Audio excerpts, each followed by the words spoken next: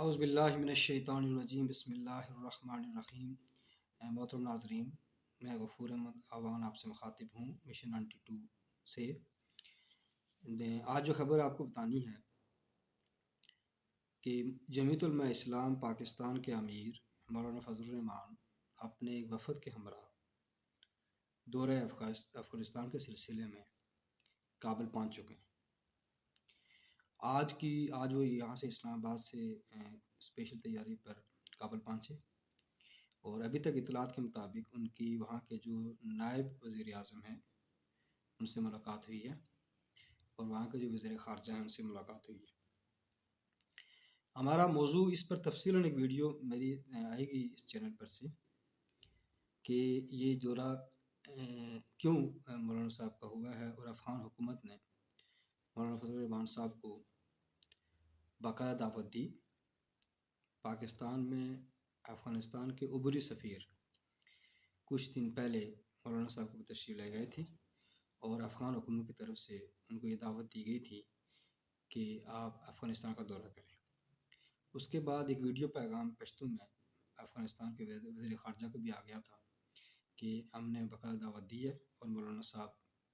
مولانا فضل الرحمان ایک جو ہے نا، جو ان کی جماعت ہے، ایسی جماعت ہے کہ جو ہمارے افغانستان اور پاکستان کے درمیان بہت سے معاملات کو حل کرنے میں مدد دے سکتی ہے۔ آج کی اس ویڈیو میں سے تھوڑا سا میں آپ کو بتانا چاہوں گا کہ میڈیا کے حلقوں میں کافی دنوں سے یہ بات ڈسکس ہو رہی ہے۔ مختلف ایک کامران یوسف صافی ہیں جو افغان امور کو ڈیل کرتے ہیں، انہوں نے جو دنیا ٹی وی کا پروگرام آج کامران خان کے سامنے یہ بات رکھی تھی کہ پاکستان میں جو تحریک طالبان پاکستان ہے TTP اور داعش کے لوگوں کی طرف سے جو دہشت گردانہ کاروائیاں ہو رہی ہیں، اور جو پاکستان سے جو افغانیوں کو نکالا گیا ہے اس پر جو رد عمل افغانستان کی طرف سے آیا تھا، تو حکومت پاکستان کی طرف سے ایک سخت موقف آنے کے بعد افغان حکومت پریشر میں ہے، اور اس لیے انہوں نے یہ مناسب سمجھا کہ وہ مولانا فضل الرحمان کے ذریعے اور ایک ثالثی کے لیے انہوں نے مولانا فضل الرحمان کو دعوت دی ہے۔ اور میڈیا میں ایک ہی بات ڈسکس ہو رہی ہے کہ پاکستان میں جو دہشت گردانہ کاروائیاں ہو رہی ہیں اس کے تدارک کے لیے یہ دورہ کروایا جا رہا ہے۔ اس کے لیے میں آپ کو وضاحت کرنا چاہتا ہوں کہ آج سنڈے کو جیو پر جو جرگا پروگرام ہے سلیم صافی صاحب کا، اس میں مولانا فضل الرحمان صاحب کا انٹرویو ہوا ہے، اور اس انٹرویو میں مولانا فضل الرحمان صاحب نے یہ واضح کیا ہے کہ یہ جمعیت علماء اسلام کا دورہ ہے، افغانستان کا ایک نجی دورہ ہے،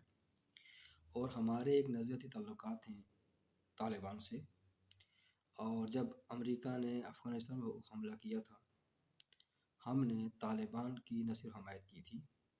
بلکہ امریکہ کے حملے کو غلط قرار دیا تھا، اور ہم نے مذمت بھی کی تھی۔ اور اس دور میں جو مشرف نے کارروائیاں کی تھی، اور مشرف نے جو یہ فیصلہ کیا تھا، اس کے خلاف کھڑے ہوئے تھے۔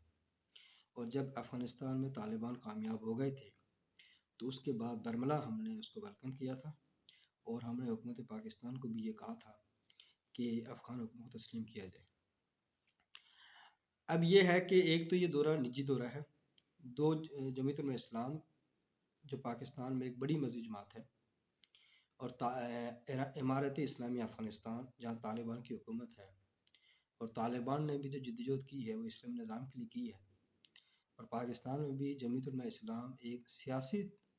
راستے اختیار کر کے پاکستان میں اسلامی نظام لانے کی کوشش کر رہی ہے۔ ایک تو اس حوالے سے یہ دورہ بہت عام ہے۔ دوسرا یہ ہے کہ ظاہر بات ہے مختلف ایشوز ہیں ریاستوں کے آپس میں ہوتے ہیں، جو پاکستان افغانستان کے معاملات بھی خراب چل رہے ہیں، دہشت گردی کے حوالے سے کراس بارڈر جو ٹیررزم ہوتا ہے یا مختلف معاملات اختلافات پائے جاتے ہیں، اس حوالے سے بھی مولانا فضل الرحمان صاحب نے یہ کہا کہ یہ اگرچہ ہمارا نجی دورہ ہے، لیکن اگر ہمیں کوئی موقع ملتا ہے وہاں پر تو اس حوالے سے ہم بالکل بات کریں گے۔ اور ہم نے ریاست سے یہ کہا تھا کہ اگر ہم تو ایک نجی دورہ کر رہے ہیں، لیکن اگر کوئی ریاست پاکستان کوئی ہمیں تجاویز دینا چاہتی ہے تو ہم ان کو سننا چاہیں گے۔ اس پر دفتر خارجہ نے باقاعدہ بریفنگ دی ہے مولانا فضل الرحمان صاحب کو، اور وہ بریفنگ لینے کے بعد وہاں جا رہے ہیں۔ اب میڈیا میں ناظرین کو یہ بتانا چاہوں گا میں کہ میڈیا میں ایک ہی بار ڈسکس ہوگی کہ یہ دورہ دہشت گردی کو کم کرنے کے لیے مؤثر ثابت ہو سکتا ہے۔ دوسری بات یہ ڈسکس ہوگی کہ افغان طالبان کو یہ پیغام دیا جائے گا مولانا فضل الرحمان کی طرف سے کہ آپ تحریک طالبان پاکستان TTP کے لوگوں کو کی فیور نہ کریں اور ان کو روکیں کہ وہ پاکستان میں کوئی کارروائی نہ کریں۔ یہ موضوع ہوگا۔ اب یہ وہ کر رہے ہیں یا نہیں کر رہے ہیں، یہ ایک الگ موضوع ہے۔ اس حوالے سے میں اس ویڈیو کے ذریعے آپ کو یہ پیغام دینا چاہتا ہوں کہ بنیادی طور پر افغانستان اور پاکستان میں ایک اسلامی حکومت افغانستان میں قائم ہوئی طالبان کی نگرانی میں۔ امریکہ کے خلاف جنگ میں جہاں افغان طالبان لڑ رہے تھے، وہاں تحریک طالبان پاکستان کے لوگ بھی ان کے ساتھ شامل تھے۔ اب تحریک طالبان پاکستان میں مسلح کارروائیاں کر رہی ہے، اور ان کا واضح موقف یہ ہے کہ پاکستان میں اسلامی نظام الیکشن کے ذریعے نہیں آ سکتا، یہاں بھی ہمیں وہی طریقہ اپنانا پڑے گا جو افغانستان میں ہے۔ جبکہ جمعیت علماء اسلام پاکستان کی ایک بہت بڑی مذہبی جماعت ہے جو اس کے برعکس سوچتی ہے، اور انہوں نے اس پورے 20 سال کے عرصے کے دوران تحریک طالبان پاکستان کے لوگوں کو سمجھایا بھی ہے کہ آپ پاکستانی جو ریاست ہے اس میں ہمیں مسلح کارروائی کی ضرورت نہیں ہے، اور اس کے حوالے سے جمعیت علماء اسلام نے مختلف مکاتب فرق علماء کو جمع کیا تھا، ایک فتویٰ جاری کروایا تھا کہ پاکستان میں اسلامی نظام کی جدوجہد کے لیے مسلح کارروائیاں کرنا وہ غیر شرعی ہیں، چونکہ یہاں وہ حالات نہیں ہیں۔ اور دوسرا مولانا صاحب نے آج واضح کہا ہے کہ ہم مسلم ممالک کی جو جغرافیائی تقسیم ہے اس کو ہم تسلیم کرتے ہیں، اور ہر ملک کے لوگ جس طریقے سے سمجھتے ہیں اسلام کی نفاذ کی جدوجہد کریں گے وہ ہم اس کو ایکسیپٹ کریں گے۔ افغانستان کے حالات ڈیفرنٹ تھے، وہاں پر مسلح طور پر جدوجہد ہوئی ہے اور وہ کامیابی ملی ہے۔ تو پاکستان میں ہمیں مسلح جدوجہد کرنے کی ضرورت نہیں ہے، یہاں ہم نے سیاسی سطح پر کام کر رہے ہیں اور ہم نے بہت سی کامیابی حاصل کی ہیں۔ مثال کے طور پر یہ تو انہوں نے نہیں بتایا، لیکن میں بتا رہا ہوں آپ کو کہ 73 کے آئین میں جو اسلامی دفعات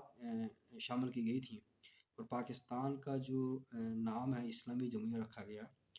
اور پاکستان کا جو سرکاری مذہب اس کو اسلام قرار دیا گیا، اور پاکستان کے آئین میں قرارداد مقاصد کو بنیادی اہمیت حاصل ہے۔ اس کے علاوہ پاکستان کے آئین میں لکھ دیا گیا کہ پاکستان میں کوئی ایسا قانون نہیں بن سکتا جو کتاب و سنت سے متصادم ہو۔ اب سوال یہ پیدا ہوتا ہے کہ لکھ تو دیا گیا لیکن پاکستان ابھی تک اسلامی ریاست تو نہیں بنی، شریعت کا نظام یہاں تو نہیں آیا، تو پھر کیا کیا جائے؟ اس کے لیے ذرا دو راستے ہیں، یا تو آپ مسئلہ جدوجہد کریں جیسے کہ TTP کہہ رہی ہے، تو جو وہ موضوع نہیں یہاں پر، اس کی بہت سی وجوہات ہیں، یہاں ٹائم نہیں ہے، لیکن دوسرا راستہ سیاسی ہے، پولیٹیکل وے سے۔ اب سیاسی تو جدوجہد کریں، مذہبی جماعتیں الیکشن لڑتی بھی ہیں، سیاسی جلسے بھی کرتی ہیں، موضوع اپنے اٹھاتی ہیں، اور عوامی رائے ہموار کرنے کی کوشش کی جاتی ہے۔ وہ الگ بات ہے کہ ابھی تک اس طرح کامیابی نہیں ہوئی، لیکن دوسرا راستہ اپنانے سے، مسلح اپنانے سے بہت زیادہ خطرات ہیں، جو جمعیت علماء اسلام کے علماء مولانا فضل الرحمان اور ان کے جو بڑے اکابر ہیں گزرے ہیں پاکستان میں، وہ اس چیز کو بڑا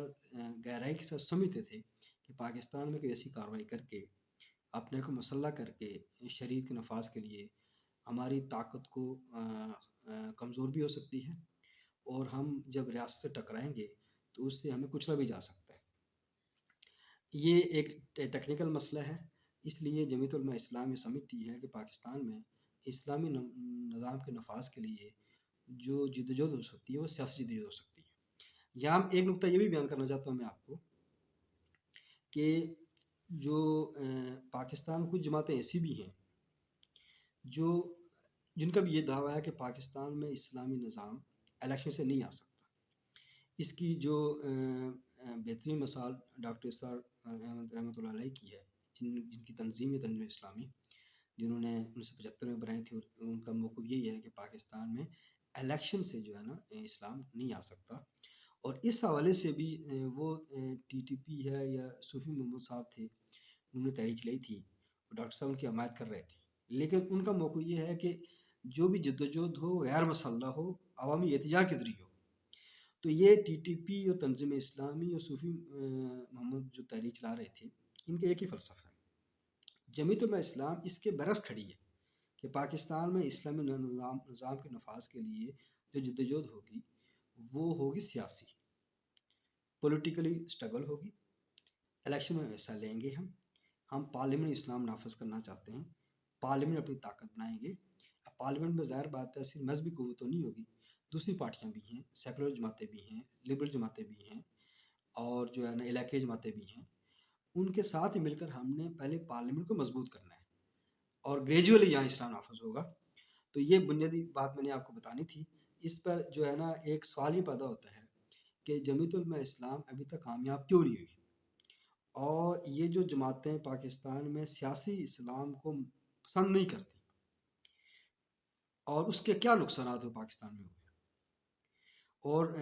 جو جمعیت علماء اسلام اور باقی مذہبی جماعتیں پاکستان میں کامیاب کیوں نہیں ہو رہی ہیں، ایک سوال ہے. اس سوال کا جواب انشاءاللہ اسی چینل پر میں ایک ویڈیو بنا کر آپ سے اپلوڈ کروں گا، اور انشاءاللہ اس میں یہ بات واضح ہو جائے گی کہ جمعیت علماء اسلام کا موقف بالکل درست ہے. شکریہ.